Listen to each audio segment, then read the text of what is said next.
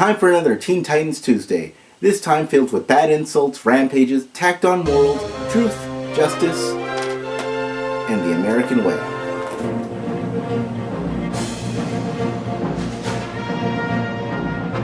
Hello, Internet! Welcome to Tales of Showcase, where we don't judge based on disability, but rather on the quality of your villainous plans. I'm your host, the Watcher of New Earth. Teen Titans Tuesday returns. This time, however, they're co-starring in a Superman book. This issue, published at the beginning of 1987, is a little bit of a landmark. It marks the first time Superman appeared in Action Comics following Crisis on Infinite Earths. It's also the first issue to make Action Comics a team-up book, a format it would keep until issue 600. It's written and drawn by the legendary John Byrne, who's best known for his work on the X-Men, Fantastic Four, and for relaunching the Superman mythos following the aforementioned Crisis. The inks are done by the late Dick Giordano, a man responsible for bringing many creators from Charlton to DC when the latter acquired the former's superhero properties. That was probably more information than you needed, but the more you know. Let's begin. This is Action Comics number 584. We open in on our newscaster. It's Adam in the big city. Tourists are coming to the city. Here now with some tips on the best New York spots to check out is our city correspondent, Stefan. While she's reporting, people begin pointing up and shouting. This leads to the classic, it's a bird, it's a plane, it's Superman. And sure enough, it is the Man of Steel, punching the holy hell out of a building. What idiot looked up at a figure punching a building and said, "Oh yeah, that looks like a bird." Superman's rampage is endangering civilians, causing Cyborg to spring into action. Apparently he was in the crowd, hiding behind a sweater and baseball cap. Oh, so this is where Marvel got that idea. Cyborg springs into action and successfully destroys the rubble. He scales the building and witnesses Superman cackling and calling everyone ants. Now, you might take this as evidence to say that Superman has completely lost it. But have you ever laughed at ants? It's incredibly satisfying. And it also helps you deal with your own crippling insecurities.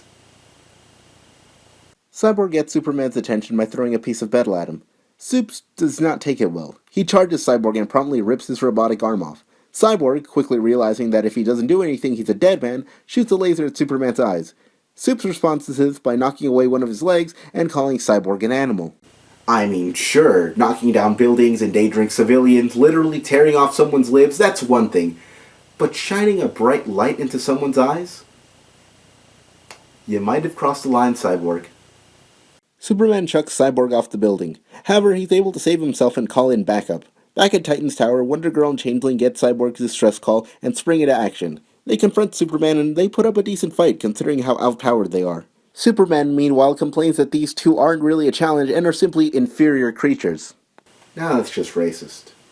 Elsewhere, Jericho, another member of the Teen Titans, is helping deaf children learn sign language, he being fluent in the language due to his being mute. Suddenly, he hears the radio reporting on the Titans' battle with Superman and springs into action. Meanwhile, Supes has overpowered Donna. However, instead of killing her, he said that she's beautiful and that maybe they could do something else instead. Oh, goody. I always wonder what it would be like to see one of the most inspiring superheroes ever be turned into a creepy sex offender. Cyborg has recovered, however, and tackles Superman. Before Supes can land a blow on Cyborg, Jericho arrives. Jericho then enters Superman's body and prevents him from moving, which is Jericho's power. Despite this, the Titans know that Jericho can't hold on forever.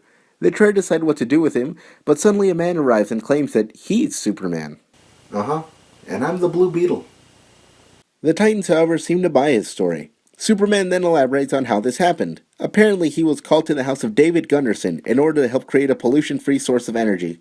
However, once inside, it turns out to be a mind-switching device.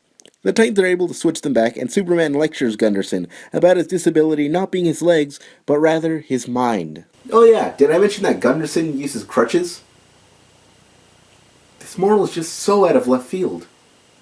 And our comic ends with a random cutaway to Paris, where Luthor says that he suspects there's a connection between Superman and Clark Kent. Isn't it great when something from a completely different storyline ends this story? No! Anyway, that was Action Comics number 584, and it was pretty good. It has its flaws. The story's pretty basic, and I'm not a huge fan of crossovers where the heroes fight each other for 90% of the issue. The moral also seems like an afterthought to me. With that said, however, for what it's trying to do, it's not bad. The art is amazing with really awesome action sequences, and the character interactions, as brief as they are enjoyable. Even the moral, as contrived as it is, shows that their hearts were in the right place. Overall, not a game-changing book, but a good read regardless. Anyway, as always, thank you for joining me, and I'll see you next time. This is the Watcher of New Earth, signing off.